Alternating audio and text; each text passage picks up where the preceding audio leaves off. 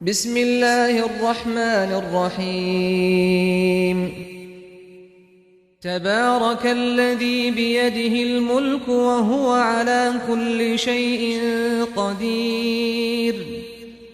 الذي خلق الموت والحياة ليبلوكم أيكم أحسن عملا وهو العزيز الغفور الذي خلق 7 سماوات طباقا ما ترى في خلق الرحمن من تفاوت فارجع البصر هل ترى من فطور ثم ارجع البصر كرتين ينقلب إليك البصر خاسئا وهو حسير ولقد زينا السماء الدنيا بمصابيح وجعلناها رجوما للشياطين وأعتدنا لهم عذاب السعير وللذين كفروا بربهم عذاب جهنم وبئس المصير إذا ألقوا فيها سمعوا لها شهيقا وهي تفور تكاد تميز من الغيظ كلما ألقي فيها فوج سألهم خزنتها ألم يأتكم نذير قالوا بلى قد جاءنا نذير فكذبنا وقلنا ما نزل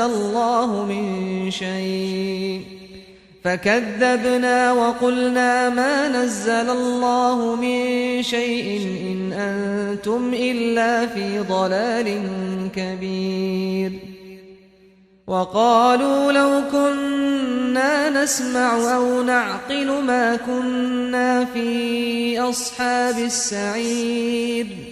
فاعترفوا بذنبهم فسحقا لأصحاب السعير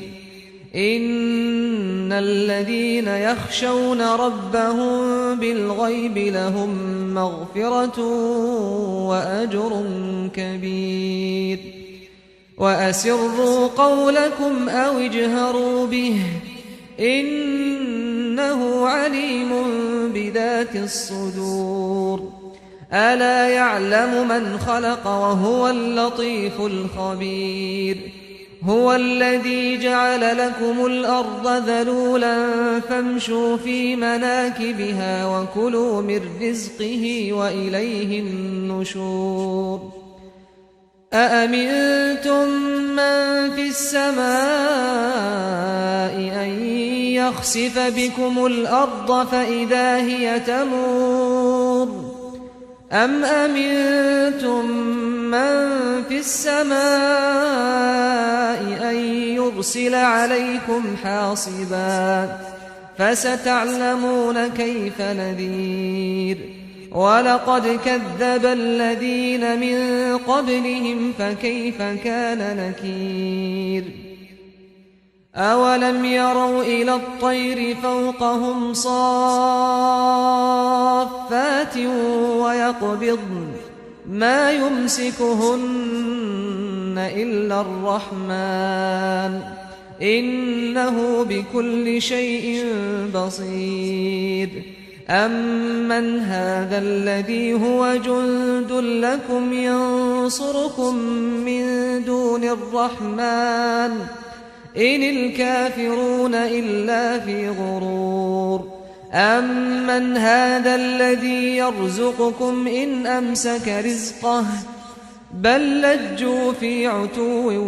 ونفور أفمن يمشي مكبا على وجهه أهدى أمن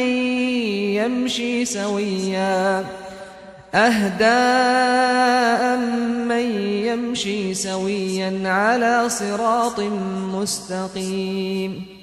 قل هو الذي أنشأكم وجعل لكم السمع والأبصار والأفئدة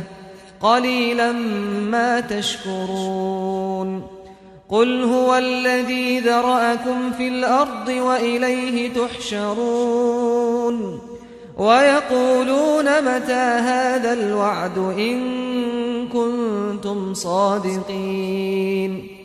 قل إنما العلم عند الله وإنما أنا نذير مبين فلما رأوه زلفة سيئت وجوه الذين كفروا وقيل هذا الذي كنتم به تدعون قل أرأيتم إن أهلكني الله ومن معي أو رحمنا فمن يجير الكافرين من عذاب أليم قل هو الرحمن آمنا به وعليه توكلنا فستعلمون من هو في ضلال مبين قل أرأيتم إن أصبح ماؤكم غورا فمن يأتيكم بماء معين